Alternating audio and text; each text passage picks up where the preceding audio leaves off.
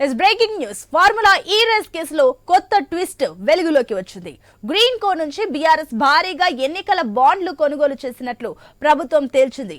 Green కో దాని అనుబంధ సంస్థల నుంచి 41 సార్లు బీఆర్ఎస్ పార్టీకి ఎన్నికల బాండ్లు అందాయని వెల్లడించింది.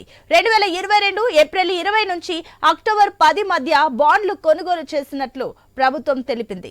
ప్రతిసారి కోటి రూపాయల విలువ చేసే బాండ్లు కొనుగోలు చేసినట్లు సమాచారం. 41 కోట్ల రూపాయలు బాండ్ల రూపంలో బీఆర్ఎస్ చెల్లింపులు జరిపినట్లు ప్రభుత్వం వెల్లడించింది.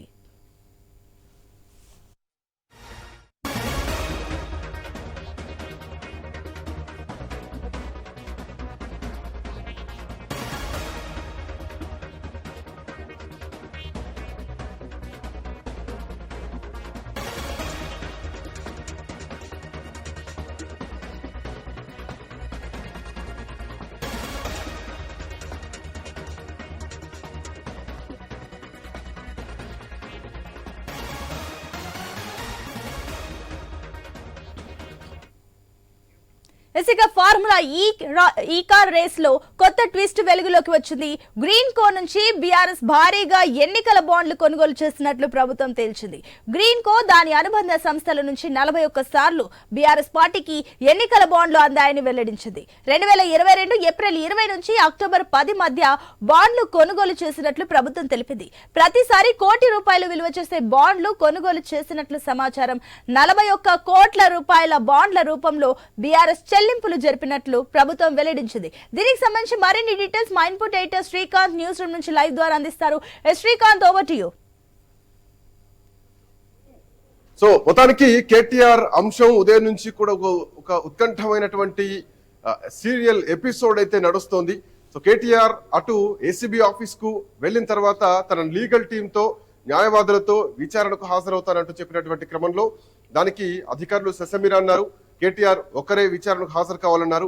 సో అక్కడి నుంచి దరిదాపు 1 గంట వరకు కూడా వెయిట్ చేసి 40 మినిట్స్ వరకు కూడా వెయిట్ చేసి కేటీఆర్ అక్కడి నుంచి వెనుదిరిగి తెలంగాణ భవన్కి వెళ్ళిపోయారు. మరి కాసేపట్లో తెలంగాణ భవన్ నుంచి కేటీఆర్ ప్రెస్ మీట్ లో మాట్లాడే ఛాన్సెస్ కూడా కనిపిస్తున్నాయి.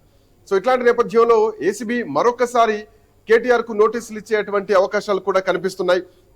సో అటు కేటీఆర్ విచారణకు హాజరు కావాలంటూ కూడా ఇప్పటికంటే విచారణకు సహకరించాలంటూ కోర్టు తీర్పు ఉన్నటువంటి నేపథ్యంలో కేటీఆర్ ని అరెస్ట్ చేయొద్దు అన్నది మాత్రం ఒక తీర్పు ఇప్పటికే రిజర్వ్ అయ్యింది మాత్రం స్పష్టంగా కనిపిస్తోంది.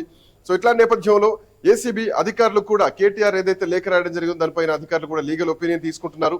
దర్యాప్తు సహకరించాలంటూ హైకోర్టు ఆర్డర్ ఉన్నటువంటి క్రమంలో కేటీఆర్ విచారణకు రాకపోవడం పైన కూడా ఏసీబీ లీగల్ టీమ్ తో డిస్కస్ చేసింది. మళ్ళీ కూడా నోటీసులు ఇచ్చేటువంటి అవకాశాలు. సో ఈ అంశం నడుస్తున్నటువంటి క్రమంలో ఒక బిగ్ బ్రేకింగ్ అని చెప్పాలి.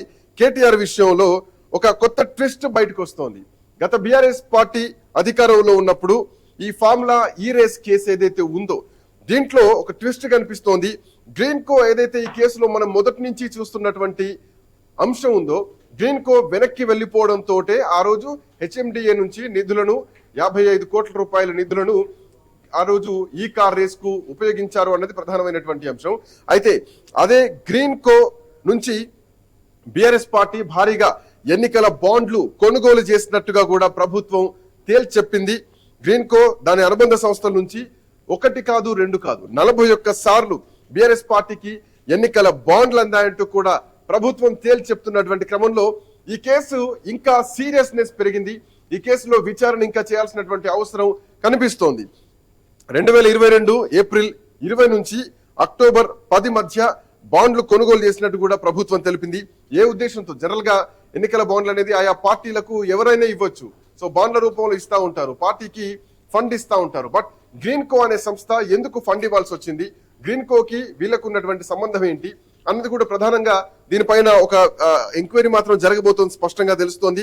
2022 ఏప్రిల్ 20 అక్టోబర్ 10 మధ్య ఏప్రిల్ నుంచి అక్టోబర్ 10 మధ్యలో ఎన్నికల బాండ్లు కొనుగోలు చేసినట్టు కూడా రాష్ట్ర ప్రభుత్వం చెప్తుంది. ప్రతిసారి కోటి రూపాయల విలువ చేసేటువంటి బాండ్లు అంటే వీరిచ్చినటువంటి ఏదైతే ఈ 45 అంటే 50 కోట్ల రూపాయల అటు ట్రాన్స్ఫర్ చేయడం, ఆ కంపెనీ నుంచి రిటర్న్ గా ఎన్నికల బాండ్ రూపంలో 1 కోటి దాని అనుబంధ సంస్థలు ఏవైతున్నాయో ఒకే సంస్థ నుంచి కాకుండా వాటి అనుబంధ సంస్థల నుంచి కోటి రూపాయలు వచ్చినట్టుగా, అంటే ఆల్మోస్ట్ ఒక 41 సార్లు వచ్చాయంటే 41 కోట్లు వచ్చాయా లేదంటే కోటికి పైగా ఏమన్నా వచ్చాయా, సో పోయిన ధనం మొత్తం ఈ రూపంలో వచ్చిందా, ఒకవేళ వస్తే ఇంతే వచ్చిందా, ఇంకేమైనా ఎక్కువ వచ్చిందా, సో ఈ చిన్న అమౌంట్ కోసం ఇంత సీన్ జరిగి ఉండొచ్చా, దీని వెనకాల ఎంత కుట్ర జరిగింది, ఎంత స్కామ్ జరిగింది అన్నటువంటి ఉద్దేశంతో ఒక చర్చ మాత్రం ప్రతిసారి అంటే ఇందులో బలంగా వినిపిస్తోంది. 41 కోట్ల రూపాయలు బాండ్ల రూపంలో బీఆర్ఎస్ కి చెల్లింపులు జరిపినట్టుగా కూడా ప్రభుత్వం చెప్పడం జరిగింది. సో ఈ బాండ్లకు సంబంధించి ఇప్పుడు కొత్త ట్విస్ట్ అయితే వెలుగులోకి వచ్చింది. సో దీనిపైన కూడా ఇప్పటికే అంటే ఈ రోజు ఏసీబీ విచారణ అంశం ఒకటి నడుస్తున్నటువంటి క్రమంలో రేపు ఈడీ ముందు కూడా కేటీఆర్ విచారణ కావాల్సినటువంటి అవసరం ఉంది. సో ఇప్పటికీ కూడా ఈడీ ఏసీబీ ఏదైతే ఫైల్ చార్జ్ షీట్ దాఖలు కేసు ఫైల్ చేసిందో, ఎఫ్ఐఆర్ ఫైల్ చేసిందో, ఏ సెక్షన్ల కింద ఫైల్ చేసిందో వాటినే ఆధారంగా చేసుకొని ఏసీబీనే ఆధారంగా చేసుకొని ఈడీ కూడా కేసును ఫైల్ చేయడం జరిగింది. అయితే ఈడీ కేసు ఏసీబీ కేసుకు కొంత పొంతన ఉండాల్సినటువంటి అవసరం, ఎందుకంటే వన్స్ ఈడీ వచ్చిందంటే గనక కేసును మళ్ళీ మొదటి నుంచి దీన్ని ఇన్వెస్టిగేట్ చేయాల్సినటువంటి అవసరం ఉంటుంది. బట్ ఏసీబీ పెట్టినటువంటి కేసులను ఆధారంగా చేసుకొని ఈడీ ఎంక్వైరీ చేస్తుందా అన్నది మాత్రం ఇంకా క్వశ్చన్ మార్క్ కనిపిస్తోంది. బట్ ఈడీ ఇన్వెస్టిగేషన్ ఎట్లా ఉండబోతోంది, ఈడీ ఇప్పుడు ఎన్నికల బాండ్లకు సంబంధించినటువంటి ఒక అంశం కూడా తెరపైకి వస్తున్నటువంటి క్రమంలో అటు ఏసీబీకి ఇప్పుడు కేటీఆర్ సమాధానం చెప్పాల్సినటువంటి అవసరం ఉంది విచారణలో. రేపు ఉదయం జరగబోయేటువంటి రేపు ఈడీ ముందుకు హాజరుగా ఉన్నటువంటి క్రమంలో ఎన్నికల బాండ్ల రూపంలో వచ్చినాయి కాబట్టి సో దీనికి సంబంధించి ఎలక్టోరల్ బాండ్స్ అంటారు. సో దేశవ్యాప్తంగా కూడా ఆయా పార్టీలకు ఫండ్స్ ఎలక్టోరల్ బాండ్ల రూపంలో ఇస్తా ఉంటారు. అయితే ఈ బాండ్ ఎవరిచ్చారు, ఎక్కడి నుంచి ఇచ్చారనేది మాత్రం గోప్యంగా ఉంటుంది.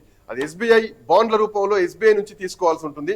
సో ఎన్నికల ఖర్చుల కోసం, ఎన్నికల ఫండ్ కోసం ఎవరైనా ఎన్నికల బాండ్లు ఇవ్వచ్చు. సో ఇది లీగల్ గా బాండ్లు ఇచ్చుకున్నారు కనిపిస్తోంది. బట్ వీళ్ళిద్దరి మధ్య ఉన్నటువంటి సంబంధం ఏంటి, ఈ డబ్బులు ఎంత వెళ్ళాయి అన్నది మాత్రం చూడాల్సినటువంటి అవసరం ఉంది. సో ఒక కొత్త ట్విస్ట్ మాత్రం బయటకు వచ్చింది. ఎన్నికల బాండ్ల రూపంలో బీఆర్ఎస్ పార్టీకి 41 కోట్ల రూపాయలు వచ్చాయి. సో వీళ్ళ దగ్గర నుంచి పోయిన 55 కోట్ల రూపాయలు అయితే కనుక అది విదేశీ మారక ద్రవ్యంగా అంటే మనీ ఎక్స్చేంజ్ కిందకి వస్తూ ఉంటుంది. ఆర్బీఐ రూల్స్ అతిక్రమించి కేబినెట్ అనుమతి లేకుండా హెచ్ఎండిఏ లిమిట్స్ దాటి ఇక్కడ ట్రాన్సాక్షన్ జరిగింది. నేరుగా విదేశాలకు డబ్బును ట్రాన్స్ఫర్ చేయడం జరిగింది. సో దానికి సంబంధించి ఇప్పటికీ ఆర్బీఐ కూడా దాదాపు 7 కోట్ల వరకు కూడా రాష్ట్ర ప్రభుత్వానికి పెనాల్టీ విధించింది కూడా. సో ఇట్లా నేపథ్యంలో ఎన్నికల బాండ్లు అనేది కొత్త ట్విస్ట్ అయితే కనిపిస్తోంది. సో మరి కాసేపట్లో కేటీఆర్ కూడా మీడియా ముందుకు రాబోతున్నారు. ఏం చెప్పబోతున్నారు, ఏసీబీ ఎట్లాంటి నిర్ణయం తీసుకుంటుంది అన్నది మాత్రం వేచి చూడాలి Sunitha. Right Srikanth, thank you.